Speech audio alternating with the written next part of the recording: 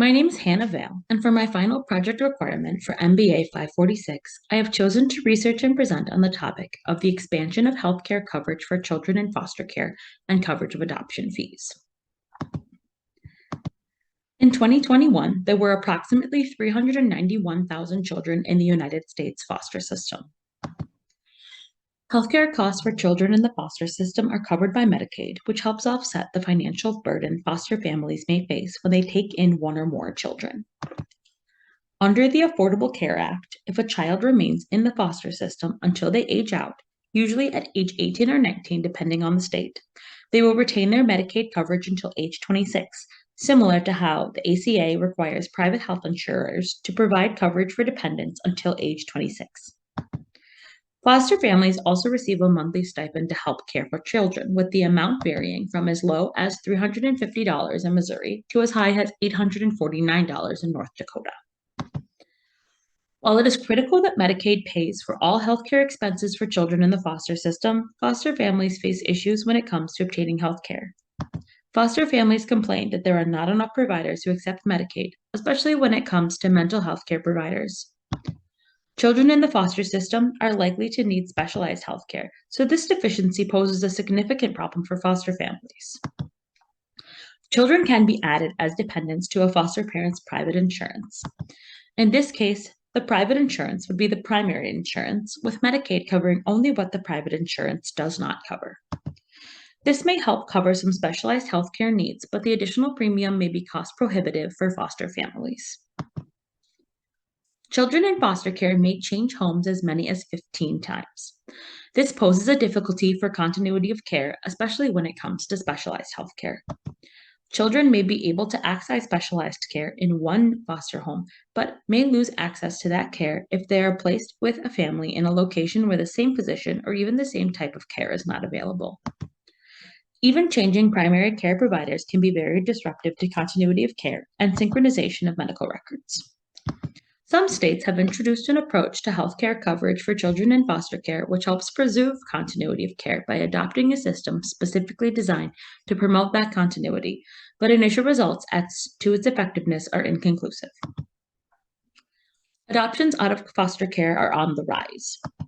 While only about 1/3 of all-time U.S. adoptions as of 2012 were from foster care, the figure has nearly doubled since then, with 65% of people who report they have adopted a child indicating that child was adopted from the foster system in 2021.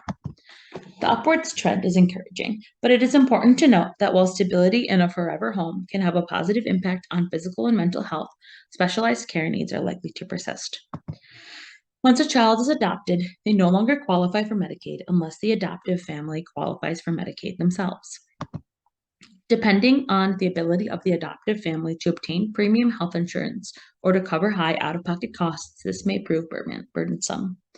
The burden may be so high that families choose not to adopt the child or children in their care and instead continue to act as foster families.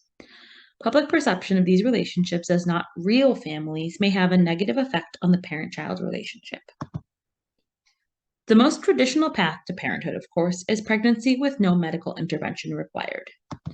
Some couples may need to explore in vitro fertilization or IVF, sperm donation, or surrogacy. Most states do not mandate coverage for infertility treatments. However, health insurance companies are increasingly covering costs associated with IVF. As of 2021, approximately 42% of large companies offered health plans with these benefits to their employees, up from 36% in 2015. Healthcare costs associated with surrogacy may also be mitigated by adding the surrogate mother to a prospective parent's health plan, although availability varies by company and plan type. There are typically no fees directly associated with adoption from foster care, but these are not the only children in need of permanent families. Private U.S. adoptions may cost anywhere from $30,000 to $60,000, while international adoptions can range from $20,000 to $50,000. A single course of IVF treatment can cost from $15,000 to $30,000 with no guarantee that the first round will be successful.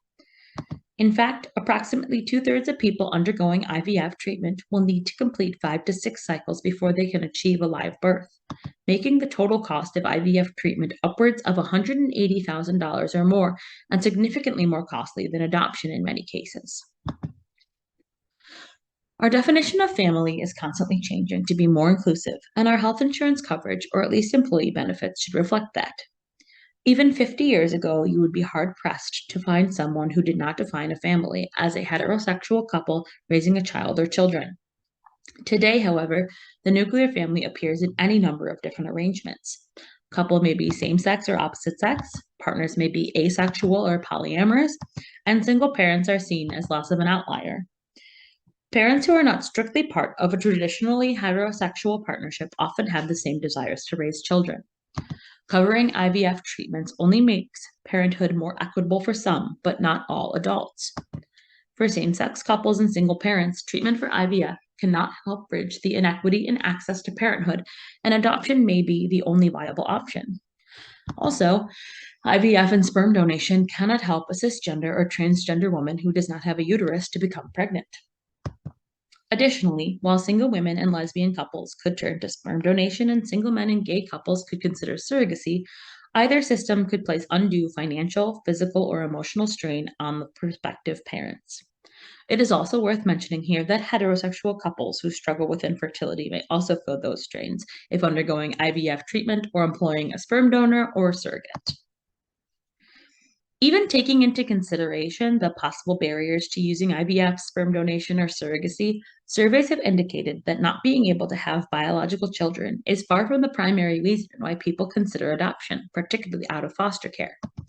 In 2021, 79% of survey respondents who indicated they are considering adopting out of foster care reported that the reason for doing so is because they want to help a child in need, while only 15% of respondents considering foster care adoption said they were motivated by not being able to have biological children. This again raises the issue of equity, but this time in regards to who gets to be parented rather than who gets to parent, although I don't mean to diminish the care and support provided by foster families. The issue of adoption fees can largely be ignored when it comes to adoption out of foster care, but children adopted through private adoption agencies, domestic or international, are often also in need. Children placed for adoption through private agencies may have similar backgrounds to children in foster care and are no less deserving of or in need of a family. While addressing the root causes of entry to the foster care system, namely poverty and neglect, can help assuage the foster care crisis, fostering and adopting children remain the primary immediate way to relieve the burden on the foster system, and private adoption, though it can occasionally be flawed and even exploitative, helps prevent entry into the foster system in the first place. In the interest of eliminating barriers to fostering and adopting children, health insurers and employers should consider how they can improve benefits for foster and adopted children, and how they can subsidize adoption fees as an alternative to IVF benefits. In addition to being a potential cost savings to provide subsidized adoption instead of IVF as a benefit for employees, insurers and employers may find that there are upsides to providing benefits to people who have never been pregnant. Complications during pregnancy, during childbirth, and following childbirth are common and can range from gestational diabetes to miscarriages to postpartum depression or psychosis. Such complications can bring people who have had pregnancy into a higher risk category for a period of time, or even for the rest of their lives, as they are at a higher risk for heart disease and diabetes. To be clear, I do not suggest that people who have not been pregnant should be rewarded with lower premiums, but that by encouraging and facilitating another option, people may choose not to become pregnant. In conclusion, while there are avenues available to provide healthcare coverage for adopted and foster children, they often fall short when it comes to the specialized needs of some. To encourage prospective parents to adopt children from foster care and through private adoptions, financial barriers to adoption and medical care for children should be lowered, whether through subsidizing adoption fees or through enhancements and improvements to the Medicaid system. If employers and health insurers want to help frame parenthood and family life in a more equitable manner and to provide a path to parenthood that is unlikely to have direct effects on an employee's health, they should consider adoption benefits as part of a health plan or employee benefits package.